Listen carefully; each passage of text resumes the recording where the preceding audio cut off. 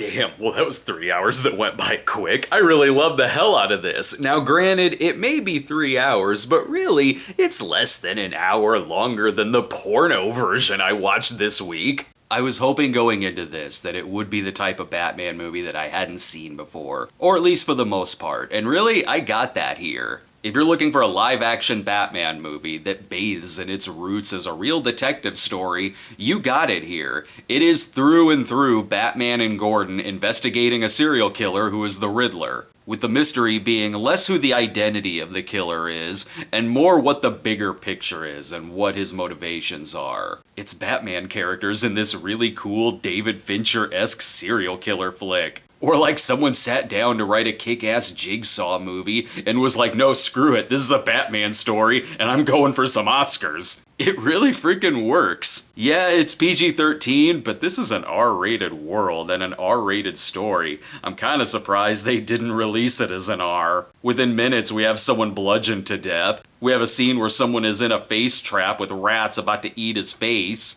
People are nearly beaten to death with fists, and it's a Gotham City that's like a mix of Burton's Batman, Times Square, and the sleaze and gang violence of a Death Wish movie, with tons of Blade Runner-like screens. However, I didn't feel like I was watching an edited for TV version. I don't know if there's going to be a rougher version of this released later, but it did feel complete, like an 80s PG-13. The Batman characters have their own spin, but fit in really well here with different takes the movie has on them. Pattinson is an excellent Batman. He is scary, he's intimidating, he feels like someone crazy enough to put on a costume and become a vigilante detective. When you see him as Bruce Wayne, he's scarred, extremely pale, and just feels like an isolated loner. Albeit more on the emo side of that. Oh shit, Bruce is dark Peter Parker here, but dark. Someone sitting next to me said that guy definitely has all the My Chemical Romance albums. Catwoman's story feels fresh and Zoe Kravitz is great in the role. And it makes sense the Zodiac Killer could be used for the Riddler here. That seems like a logical inspiration.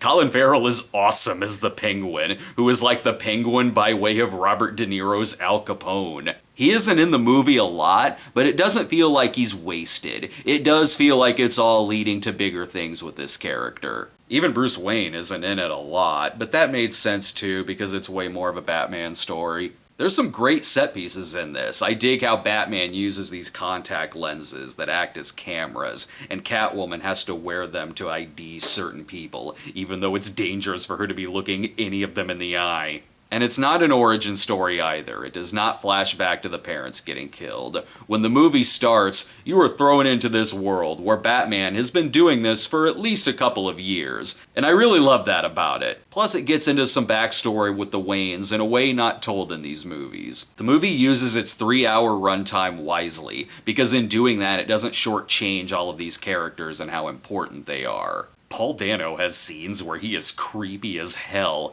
and he's very good at going over the top. Although a couple of times maybe he goes a little too movie crazy, like when he starts singing. One of my favorite performances here was Jeffrey Wright as Gordon, who really embraces the pulpy roots in this, and has a lot of fast-paced back and forth dialogue, like you're watching an old serial. But a major important thing to me is how perfect the music is. The musical score is a real character in this, and my favorite score since the Burton films. It's an instantly memorable theme that brings dread and horror and menace to it. I miss music like this in movies, and my god, they did a brilliant job of giving it a score that I'm gonna remember. If there's any other qualms I have, it's minor. A couple of lines can be a little too on the nose. The message can be slightly over-explained. There's some parts where Bruce is a bit too much of a dick. Oh, which by the way, Andy Serkis is a badass Alfred and a character I would love to see more of. Also, I'm used to Batman getting hurt, but here there's some fallsy takes and some explosions to the face where I'm like, wow, I'm not even sure if Batman could walk away from that. Plus, there's a stinger that's kind of familiar territory, but other than that, I love the hell out of this. And this isn't the movie's fault, but there is a big thing in the trailer